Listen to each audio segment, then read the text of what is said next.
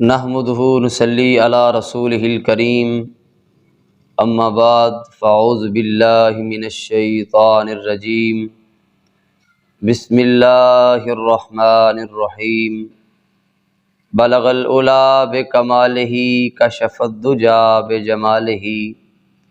حسنت جمیع خصالہ صلو علیہ وآلہ ہوندے ڈھیر وڈے لجپال نے نوکر زہارا دے جی نوکر زہارا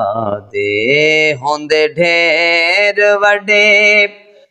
لجپال نے نوکر زہارا دے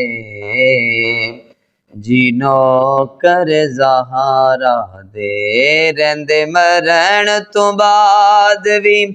نال نے نوکر زہارا دے جی نوکر زہارا دے کوئی داتا کوئی خواجہ پاک پتل دا کوئی راجا کوئی داتا کوئی خواجہ پاک پتل دا کوئی راجا بہت کلندر لال نے نوکر زہارا دے جی نوکر زہارا دے رہندے مرن تو بعد بھی نال نے نوکر زہارا دے جی نوکر زہارا دے۔ احباب زی وقار السلام علیکم ورحمۃ اللہ وبرکاتہ۔ ایک دن کچھ عورتیں مل کر سیدہ طیبہ طاہرہ عابدہ قاریہ سیدہ فاطمۃ الزہرا سلام اللہ علیہا آپ کی سخاوت کی باتیں کر رہی تھیں، اور ویسے بھی میرے محبوب کے گھرانے کی کیا بات ہے، میرے محبوب کے گھرانے کی سخاوت کی کیا بات ہے، در پہ آئے سوالی کو خالی نہیں موڑتے بلکہ اتنا نواز دیتے ہیں کہ وہ شخص ساری زندگی بلکہ 7 نسلیں اس کی بیٹھ کے کھاتی ہیں لیکن ہاتھ پھیلانے کی ضرورت نہیں پڑتی۔ تو احباب ذی وقار سیدہ کائنات سیدہ فاطمۃ الزہرا سلام اللہ علیہا کی شہرت کے چرچے پورے مدینے میں پورے مکے میں موجود بلکہ پوری دنیا میں چرچے آپ کی سخاوت کے ہیں، کیونکہ ہم ساری زندگی اہل بیت اطہار کے ٹکڑوں پہ پلنے والے ہیں، اور سیدہ کائنات کے گھر کی چکی چل رہی ہے جس کی وجہ سے ہم اپنا پیٹ دن رات صبح و شام بھرتے ہیں، اور یہ صدقہ ہے تو سیدہ کائنات کا صدقہ ہے۔ تو احباب ذی وقار کچھ عورتیں سیدہ کائنات کی سخاوت کی باتیں کر رہی تھیں۔ بڑا خوبصورت جملہ، بڑا خوبصورت واقعہ ہے۔ تو ان عورتوں میں ایک منافق عورت موجود تھی، کہنے لگی کہ وہ تو سید الانبیاء کی بیٹی ہے لیکن اس کے گھر میں کھانے کے لیے چیزیں بھی موجود نہیں ہوتی، پہننے کے لیے کپڑے بھی موجود نہیں ہوتے، کیونکہ سیدہ کائنات نے ساری زندگی سادگی میں گزاری ہے، پردے میں گزاری ہے، اور کبھی آپ کے بال مبارک کو آسمان نے نہیں دیکھا، آپ کے پاؤں کی تلی کو زمین نے نہیں دیکھا۔ تو احباب ذی وقار وہ سیدہ کائنات جو اپنے گھر میں سادگی سے رہے کہ اللہ تبارک و تعالیٰ کی بارگاہ میں اپنے پیارے سے پیاری چیز بھی اللہ کی بارگاہ میں قربان کر دیتی ہے۔ تو سیدہ کائنات کی کچھ عورتیں تعریف کر رہی سخاوت کی، انہی میں سے ایک عورت منافقہ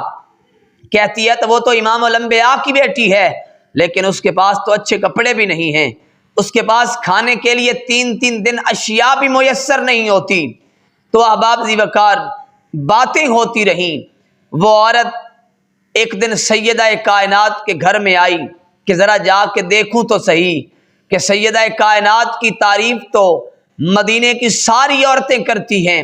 ان کی شہرت کا چرچا جگہ جگہ پھیلا ہوا ہے کہ وہ اتنی سخی ہے، اتنی نوازنے والی ہے، اتنی عطا کرنے والی ہے۔ آج میں بھی تو دیکھوں کہ اس کے گھر کی دولت کتنی ہے۔ وہ عورت دروازے پہ آئی، دروازہ کھٹکھٹایا، سیدہ کائنات نے دروازہ کھولا۔ اب دیکھیں نا، جاننے والے سب کچھ جانتے ہیں۔ وہ عورت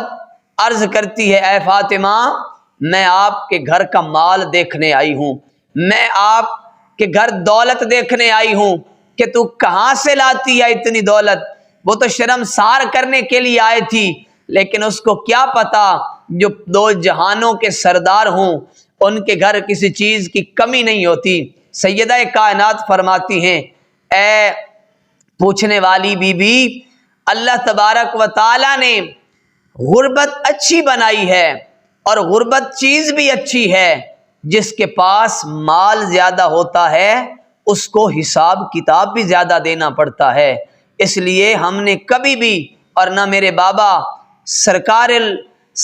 کائنات صلی اللہ علیہ وآلہ وسلم نے رب سے کبھی دولت نہیں مانگی، اور اگر دولت مانگ بھی لیتے تو اللہ ان کی دعا پر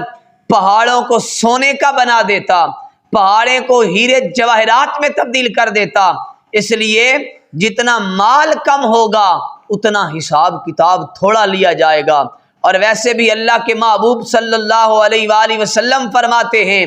کہ امیر لوگوں کی نسبت غریب لوگ 5,000 سال پہلے جنت میں جائیں گے۔ سبحان اللہ، آپ بھی کہہ دیں سبحان اللہ، کیا عظیم بات ہے۔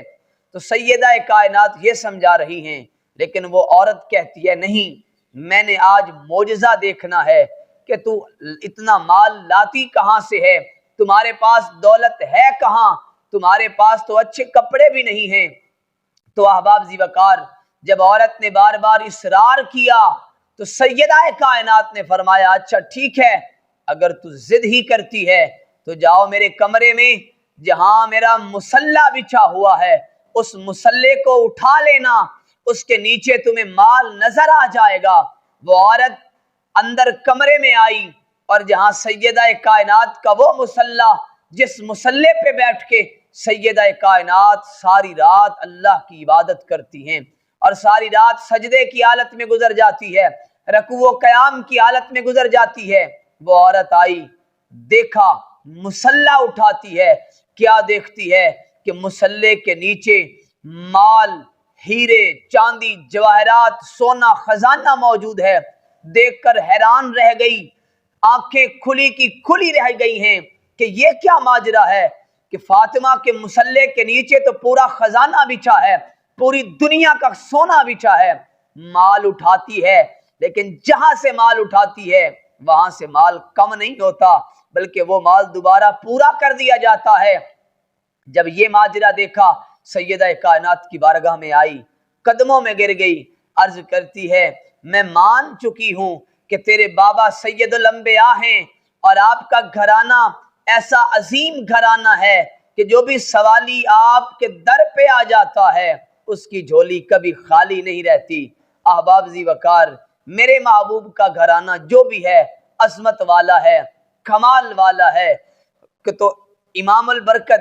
حضرت امام احمد رضا فاضل بریلوی فرماتے ہیں کہ سیدہ طیبہ طاہرہ عابدہ، یعنی خاتون جنت پہ لاکھوں سلام، وہ سیدہ کائنات جو جنتی خواتین کی سردار ہے،